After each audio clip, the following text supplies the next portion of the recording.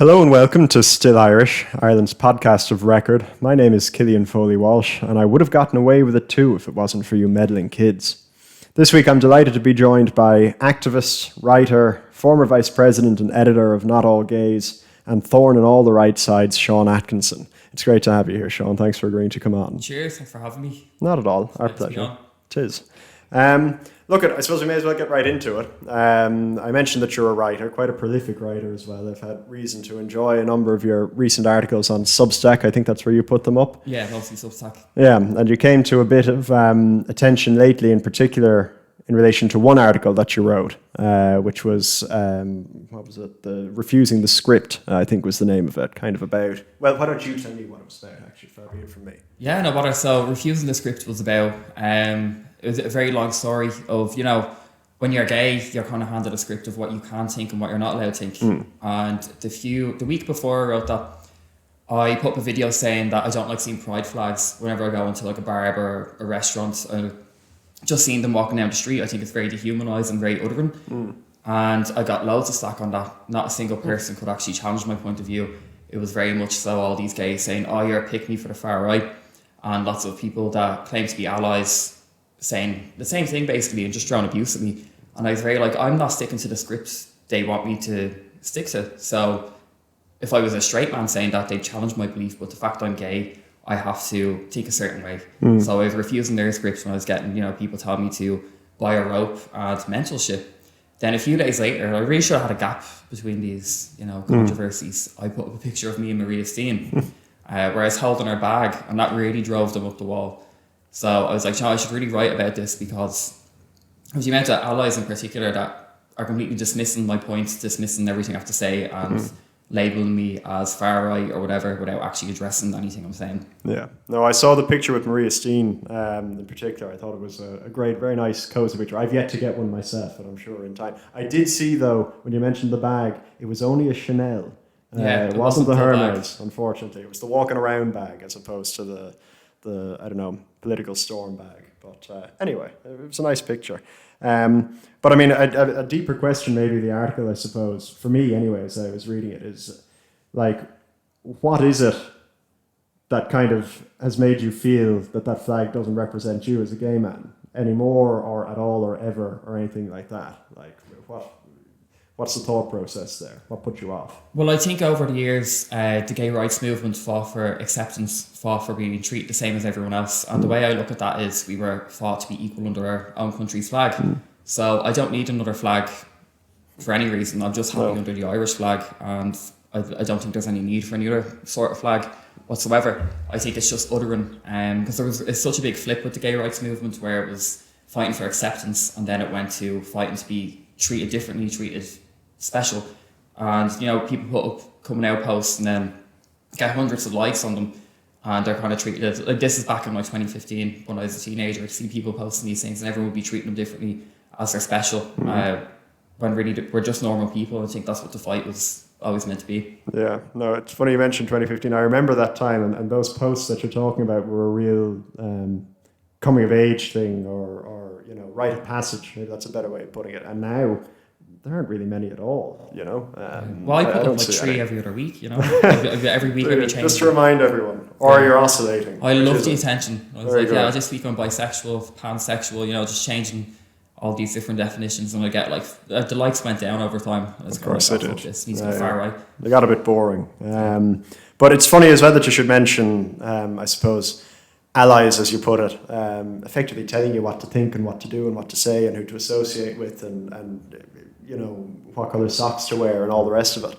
And again, it's a real, in my view, it's a real inflection, it used to be an ally was there to support you sort of a thing, as opposed to now where allies seem to have taken on a role almost of a hijacking effectively, that they know what's best and they will tell you as someone they're supposed to be allied to as a gay guy, here's how you're to behave in order to fit in with us as opposed to the other way around. It's topsy-turvy, Yeah, definitely. It's very like I stand with gay people if they agree with me. And if you don't agree with them, then they'll attack you. They'll tell you to buy a rope. They'll insult every single aspect about you. So.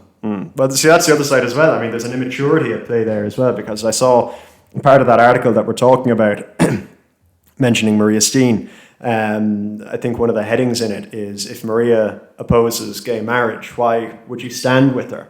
And I think that's a mindset that an awful lot of people get into, in particular, as in, if you don't agree on 100% of the issues, particularly maybe ones that, that individual might feel are quite important in the way of gay marriage or something like that, then you could have nothing to do with them. They've got to be ostracized, and there's got to be a hard wall between both of you, and that's something that you've experienced, I suppose. Yeah, definitely. And I think the gay marriage thing is so stupid because that was 2015. Gay marriage isn't a conversation anymore. No. And yeah, I would have disagreed with Maria C in 2015, but I agree with her now on how Ireland is now and what Ireland needs. And I think we can stop living in the past and start looking at the future. Yeah, because there's an ideological purity kicks in, I suppose, from time to time, unfortunately, and it really kind of holds us back, I think, as a country, in that, as I said, if you don't agree on 100% of the issues, which you're never going to agree on, and if someone says that they agree with you on 100% of the issues, and they're lying to you, but if you don't agree with someone on 100% of the issues, then you can't associate, you can't ally, to use that term again, you can't work together. And I think it's really damaging to a lot of causes, and it applies in this case as well. You're talking about sort of the right wing of Irish politics, even people who you were talking about just now saying that Maria's position on gay marriage means that she can't be right on anything, and it's bullshit, frankly. Yeah, absolutely.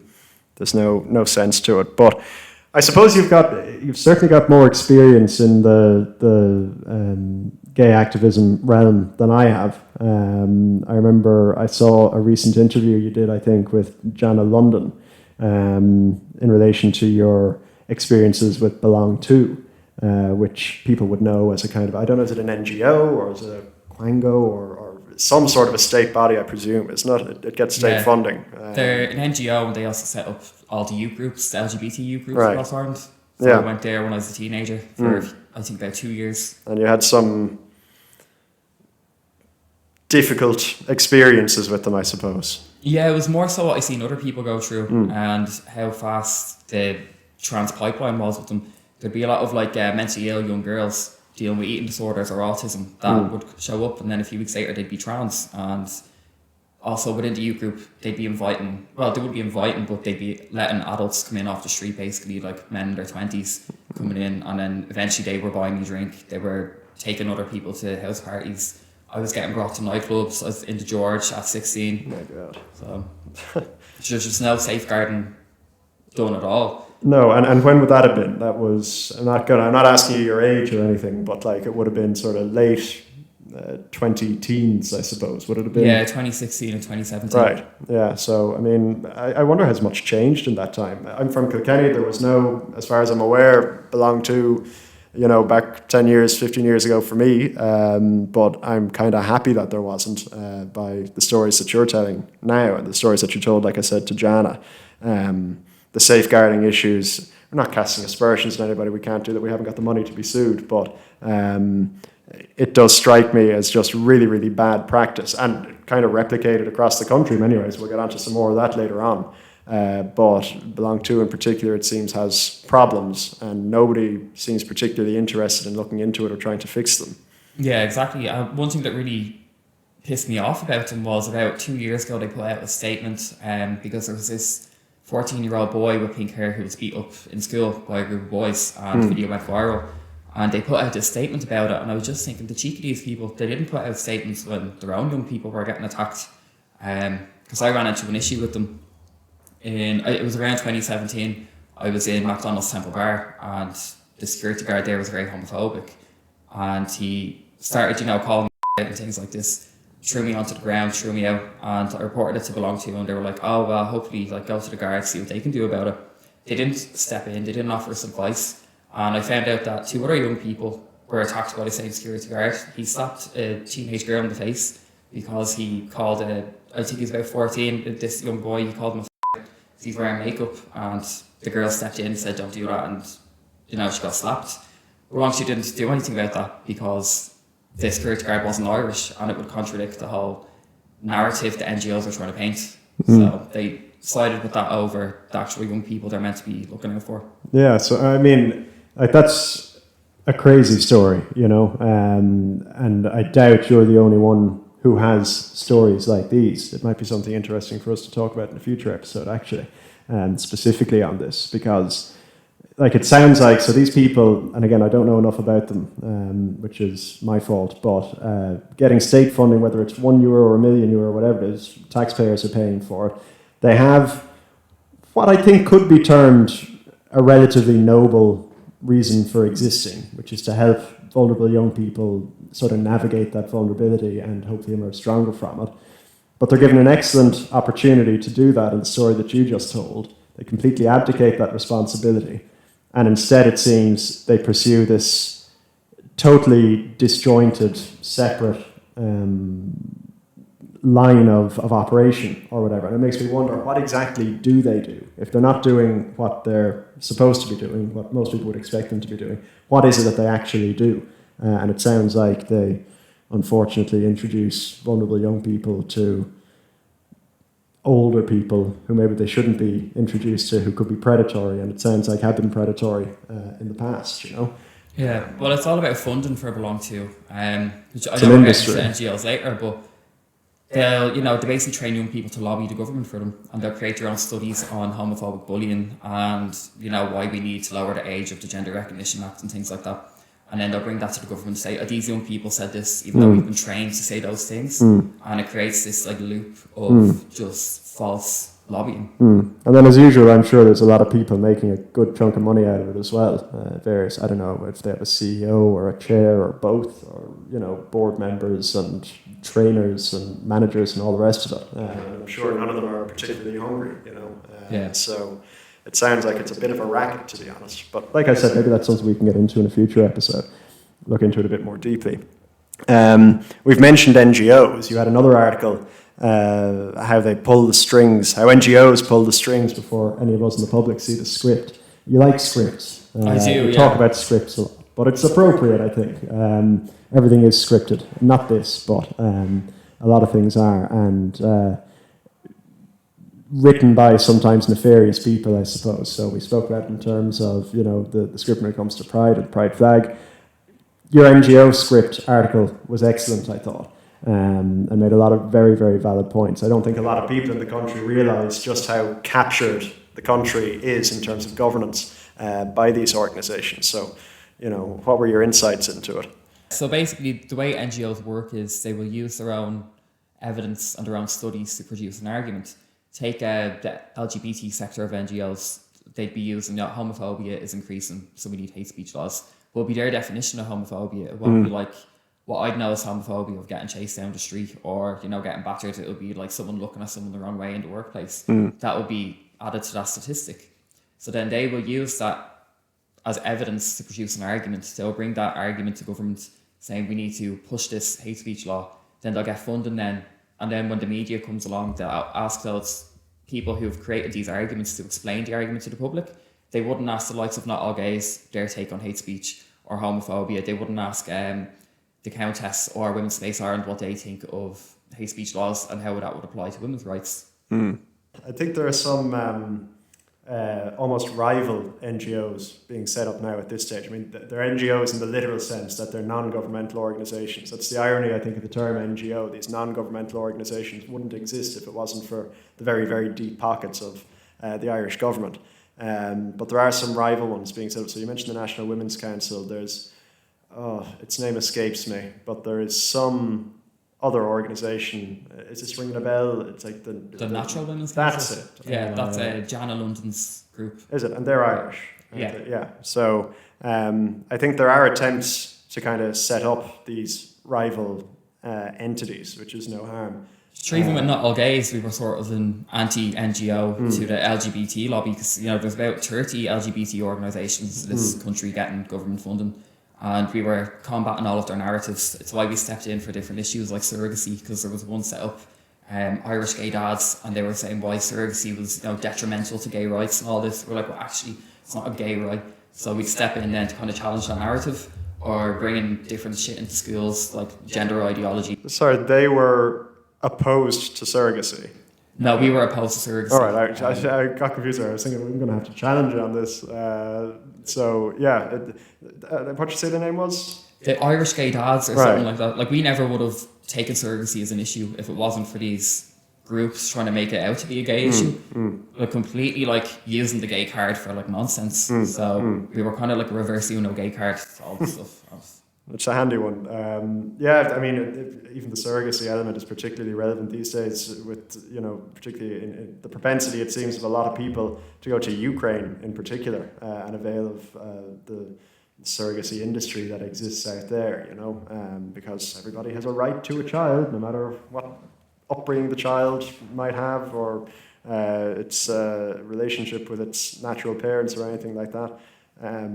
It's becoming an issue, though, in Ireland. I think, again, I'm not overly familiar with the legislation. I was listening to something, actually, just as I was driving up here about it. I think there's legislation in play in Ireland that effectively it's a bit of a free-for-all. There's not very much even in the way of regulation or anything around the surrogacy set up in Ireland. Yeah. Sure, I think Sharon Keoghan was the one who questioned the Minister for Health when they were trying to pass a new surrogacy bill last year. And she wanted to limit people who were convicted of child abuse from being able to get surrogacy, and he was like, no, we can't, it'd be like castrating them, we can't do that. So that's becoming a huge issue too with paedophiles who aren't able to adopt, say over in the US, they'll commission a baby then.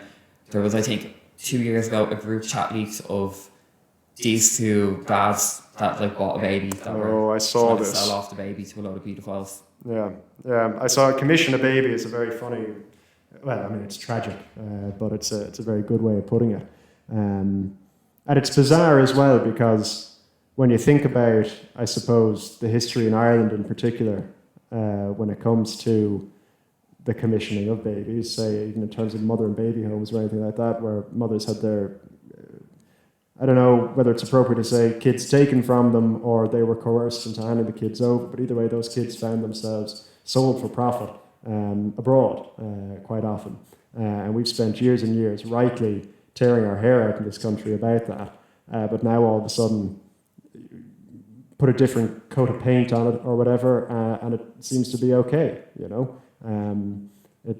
don't know, it doesn't make sense to me. But again, maybe that's a topic for another episode.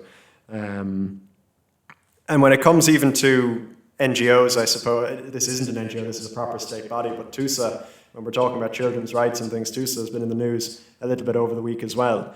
I don't know if you saw that they were recently exposed, maybe exposed is the right word, but exposed for effectively having 200 owl lads in their ranks, these refugees who had come here, led on to be under 18 and therefore taken into the care of TUSA. It has now transpired that at least 200 of them are not in fact children and seem to just be wandering around our state child facilities and everything else. It's pretty outrageous. It is, it's disgraceful, but I mean, it's not surprising at all when you look at this country and how we're doing the whole refugee system. Like, it's absolutely ridiculous. But I mean, there's two ways to look at it. Like, you see, there was that 14-year-old girl who came into TUSA's care, and within an hour she went missing. She was found a year later in a brothel. Now you have all these men coming in pretending to be children and taking up care of them. Like, it's shocking, but it's really not surprising with this country at all. TUSA is basically the Catholic Church 2.0, or the mother and baby homes all over again. Yeah. It's shocking. And our politicians will go off about, Ukraine this, Palestine that, and they'll go and tell other countries how to behave and, to have all this performative activism and shit like that. But when it comes to looking after the children in this country, they don't give a shit. No, well, I mean, going back to that word tragic again, I mean, what seems to have brought this scandal, and it is a scandal, to light is I think I can reasonably describe it as murder of that young Ukrainian boy in TUSA's care. I think it was back in October. And killed. He was killed by somebody else in TUSA's care. It has now transpired that killer is an adult. And as a result, then it seems finally some sort of an investigation has taken place to see, to what degree this is prevalent across TUSA's care network. And it seems to be pretty bad. It's just a really, really shocking thing that it took the murder of a child to bring it to light, And I think it'd be fair to say that maybe if the politicians who you were mentioning, who are so obsessed with other non-issues in reality, could focus a little bit more on some of the very many problems that we have here at home, then maybe that young man would still be alive. I think the issue with that is that the Tuesday issue was so big that every politician's pass it on to the next one. Not a single one of them wants to take accountability or figure out how to sort it out. Not one of them. Sure, look at Roger O'Gorman. He was largely responsible for the Tuesday situation now and how it's transpired into what it is now. And not a word on him. He should not be allowed in government whatsoever. Like, all of that was happening under his watch, and he did nothing and completely shifted the blame. It's disgusting. Any other country, like, imagine this was happening in Russia or if it was happening in Israel, it would be literally the talk of mainstream media across the world. What's happening in Ireland, so no one says that. Our ambassador to whatever guilty country is involved would be hectoring them in the same way as our ambassador to Israel was hectoring the Israeli Minister for Foreign Affairs over the week. Our politicians have a history of ignoring problems till they go away, and that's just what's going to happen in Tuesday. I don't think we'll get to the bottom of what's going on there for another 10 years. No. Well, it's very reactive the whole time as well. I mean, obviously we do need some sort of a state agency for taking care of children who are in very difficult circumstances, but and I hate to say it, but typical Irish fashion, the thing that we've set up seems to be an almost complete disaster. And this is no reflection on a lot, I think, of the good people who probably work for TUSA. I don't know anybody directly that I know of who works for them. I'm sure there are a lot of very good people in there with the very best of intentions. I think it's probably a vocation, being a sort of a social worker, particularly when it comes to children in troubled circumstances. But the children and these good workers seem to be being badly let down, both like materially and reputationally, by higher ups who, again, in a lot of cases, seem to just be waiting for the next really badly bloated paycheck, you know.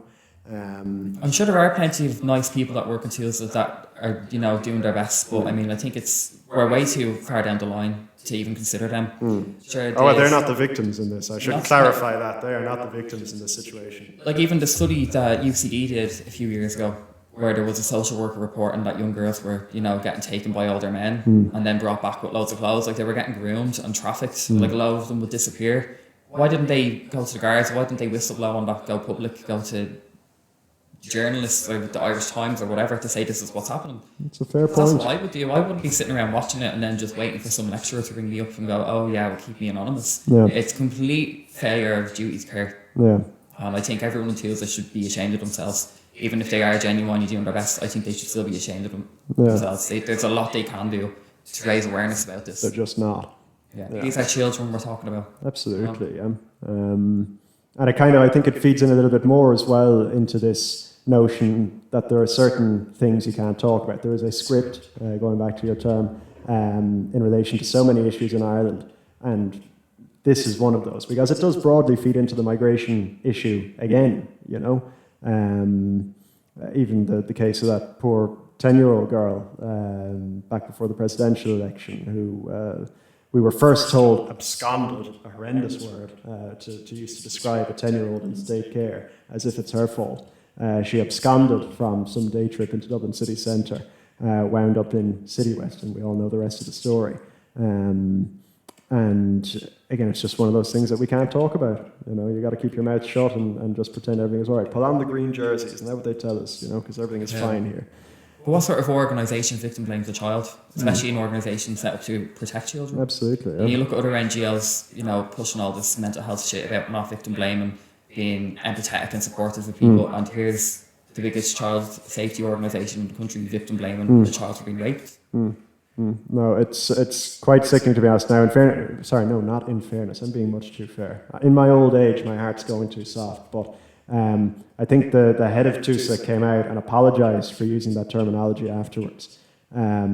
But after about 2 months. Exactly, yeah. And I mean, why on earth are why are you putting yourself in a position where you've got to apologise in the first place? Can people not just get it right, the first time, given what you're being paid and given the massive responsibilities that you have towards very, very vulnerable people? So, yeah, I don't know, but I don't think that apology carried much, water or whatever.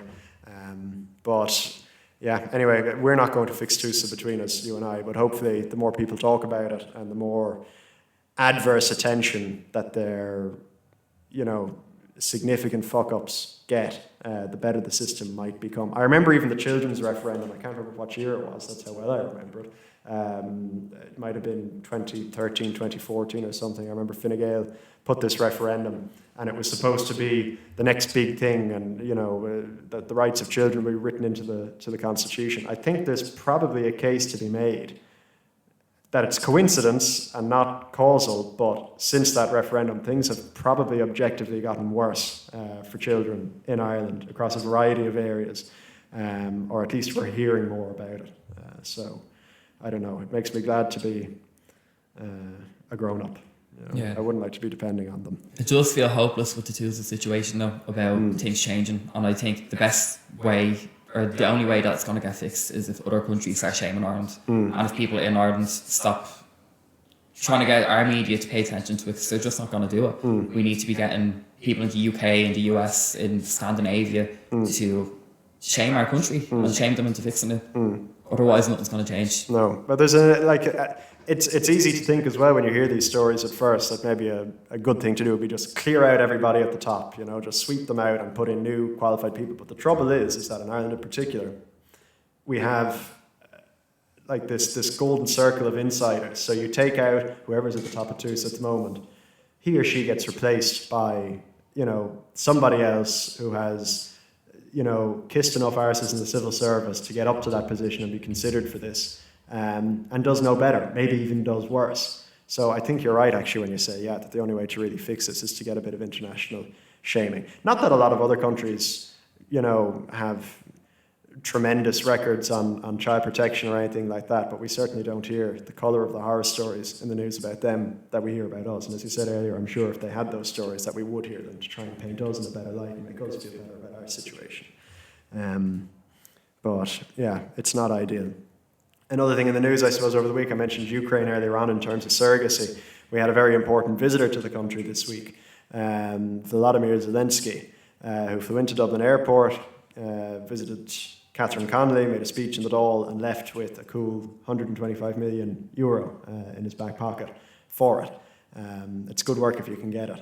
I don't know, have you seen anything about this visit over the week? Have you any thoughts on... I have plenty of thoughts on it. I don't even have to finish the question. The same week, RTE put out an article saying 300,000 Irish families were, couldn't afford Christmas this year. And here we are giving this cokehead 125 million.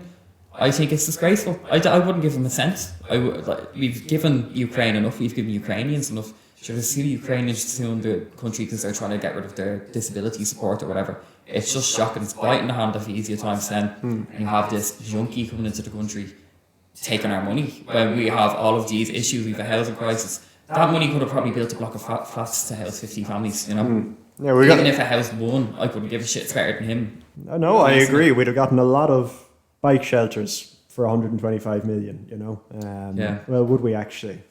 About 400, I think, we'd have gotten in this country. But still, that's, it's better to spend it here than to send it over there to a war that's never ending, front lines that are never budging, with only really, I think, unfortunately, one end in sight. I really hope that these negotiations that are going on, which I've seen a lot of people kind of quite angry about, saying, Trump is only in it for the Nobel Peace Prize and so on. I pay close attention to the letters pages in the national papers, and I've seen a lot of letters to that effect, that, effectively, they're not saying this, but what they're effectively saying is that, no, Ukraine should fight to the last Ukrainian and screw Donald Trump and his Nobel Peace Prize,